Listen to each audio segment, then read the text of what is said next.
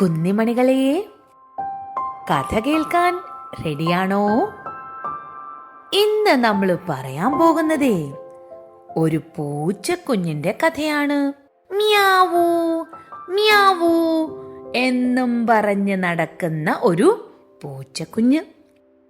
പൂച്ചക്കുഞ്ഞിന് ഒരു ദിവസം ഒരു അക്കിടി പറ്റി. ഒരു ദിവസം വീടിനുള്ളിൽ വെറുതെ ഇരുന്ന് മടുത്തപ്പോൾ പൂച്ചക്കുഞ്ഞ് നടക്കാനിറങ്ങി. നടന്ന് നടന്ന് വീടിന് പുറകിലുള്ള കുഞ്ഞു കുളത്തിനരികിലെത്തിയപ്പോൾ അതാ ഒരു തവളക്കുഞ്ഞ്. പോക്രോം പോക്രോം. പൂച്ചക്കുഞ്ഞ് തവളക്കുഞ്ഞിനെ നോക്കി ചിരിച്ചു. തവളക്കുഞ്ഞും പൂച്ചക്കുഞ്ഞിനെ നോക്കി ചിരിച്ചു. നീ ഈ വീടിനകത്താണോ താമസം? തവളക്കുഞ്ഞ് പൂച്ചക്കുഞ്ഞിനോട് ചോദിച്ചു. അതെ, എനിക്കവിടെ നല്ല ഒരു കുഞ്ഞ് മെത്തയും തലയിണയും പുതപ്പുമുണ്ട്. നമ്മുടെ പൂച്ചക്കുഞ്ഞു പറഞ്ഞു.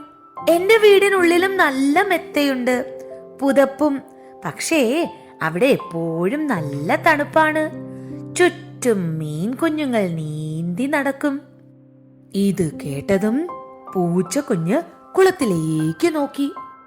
നല്ല പൂക്കളും ചെടികളും നിറഞ്ഞ പച്ച നിറമുള്ള കുളം. മീനുകൾ നീന്തി കളിക്കുന്നു. അയ്യോ, എനിക്ക് നിന്റെ വീട് കാണാൻ കൊതിയായി, പൂച്ചക്കുഞ്ഞു പറഞ്ഞു. തവളക്കുഞ്ഞ് ചിരിച്ചു. അതിനെന്താ, നീ എന്നോടൊപ്പം പോര്, എന്റെ വീട് കാണാം.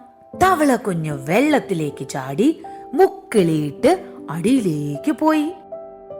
പൂച്ചക്കുഞ്ഞും തവളക്കുഞ്ഞിനോടൊപ്പം വെള്ളത്തിലേക്ക് ചാടി അടിയിലേക്ക് മുങ്ങിയപ്പോൾ പൂച്ചക്കുഞ്ഞിന് ശ്വാസം മുട്ടി. അയ്യോ, എനിക്ക് ശ്വാസം എടുക്കാൻ പറ്റുന്നില്ല, എന്നെ രക്ഷിക്കണേ, അയ്യോ അയ്യോ, എന്നെ ആരെങ്കിലും രക്ഷിക്കണേ, നമ്മുടെ പൂച്ചക്കുഞ്ഞ് പറയാൻ തുടങ്ങി. പൂച്ചക്കുഞ്ഞിന്റെ വെപ്രാളം കണ്ടപ്പോൾ തവളക്കുഞ്ഞ് നിലവിളിച്ചു. അത് പേടിച്ചു പോയി. രക്ഷിക്കണേ, ആരെങ്കിലും പൂച്ചക്കുഞ്ഞിനെ രക്ഷിക്കണേ. ബഹളം കേട്ടുകൊണ്ട് ഒരു വലിയ ആമ അവിടേക്ക് നീന്തി വന്നു. അത് പൂച്ചക്കുഞ്ഞിനെ പൊക്കിയെടുത്തുകൊണ്ട് കരയിലിട്ടു. വെള്ളം കുടിച്ചിട്ടാവണം. പൂച്ചക്കുഞ്ഞിന്റെ വയർ നല്ലോണം വീർത്തിരുന്നു. ആ വീർത്ത വയറിൽ ആമയും തവളക്കുഞ്ഞും കൂടി ഞെക്കിയപ്പോൾ വയറിലെ വെള്ളം പുറത്തേക്ക് പോയി. വെയിലടിച്ചപ്പോൾ പൂച്ചക്കുഞ്ഞ് കണ്ണു തുറന്ന് ചുറ്റും നോക്കി. ആമ പറഞ്ഞു, മണ്ടം പൂച്ചക്കുഞ്ഞെ, എനിക്കും തവളക്കുഞ്ഞിനും കരയിലും വെള്ളത്തിലും ജീവിക്കാൻ പറ്റും, നിനക്കത് പറ്റില്ല. നീ ഇനി വെള്ളത്തിൽ ചാടുമോ? ഇല്ല, പൂച്ചക്കുഞ്ഞ് ലജ്ജയോടെ തലയാട്ടി. പിന്നെ പാല് കുടിക്കാനായി ഓടി അകത്തേക്ക് പോയി. ഇതാണ് വെള്ളത്തിൽ വീണ പൂച്ചക്കുഞ്ഞിന്റെ കഥ. ഇന്ന് കഥ പറയുമ്പോൾ നമ്മുടെ ആപ്പിൾ സ്റ്റോറി ക്ലബിലെ കഥകളെ ഒരുപാട് ഇഷ്ടപ്പെടുന്ന രണ്ട് മിടുമിടുക്കരായ കുഞ്ഞുമണികളുടെ പേരുകൾ കൂടി പറയാനുണ്ട്. അന്നമോളും പിന്നെ ഇസഹാക്ക് ജേക്കബ് അബിൻ എന്ന ഇസുക്കുട്ടനും. ഇസുക്കുട്ടനും അന്നക്കുട്ടിക്കും ഒരുപാട് സ്നേഹം. ചക്കരകൾക്ക് ചക്കരയുമ്മ. ഞാനിപ്പോ നിങ്ങൾക്ക് ഈ പറഞ്ഞു തന്ന കഥയുണ്ടല്ലോ, അത് ഒരു കഥ മാത്രമല്ല, നമ്മുടെ ഈ പൂച്ചക്കുഞ്ഞിനെ കുറിച്ചുള്ള ഒരുപാട് കഥകളുണ്ട് ഒരു മനോഹരമായ പുസ്തകത്തിൽ. ഈ പുസ്തകം എഴുതിയത് അജോയ് കുമാർ എന്ന് പറയുന്ന ബാലസാഹിത്യ അക്കാദമി അവാർഡൊക്കെ നേടിയ ഒരു എഴുത്തുകാരനാണ്.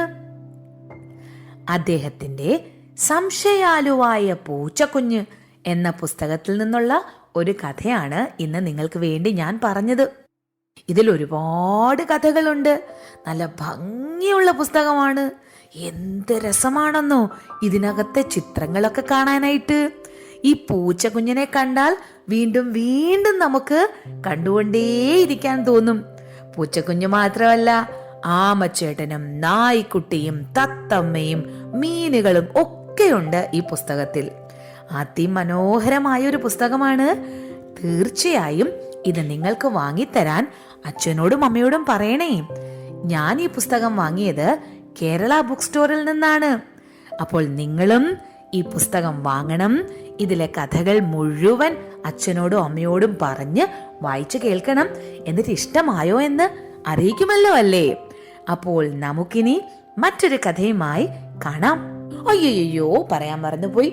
പോകുന്നതിന് മുമ്പ് മക്കളുടെ പേരുകൾ നമ്മുടെ കഥയുടെ ഇടയിൽ പറയണം എന്നുണ്ടെങ്കിൽ അച്ഛനമ്മമാർ അത് അറിയിക്കാൻ മറക്കല്ലേ.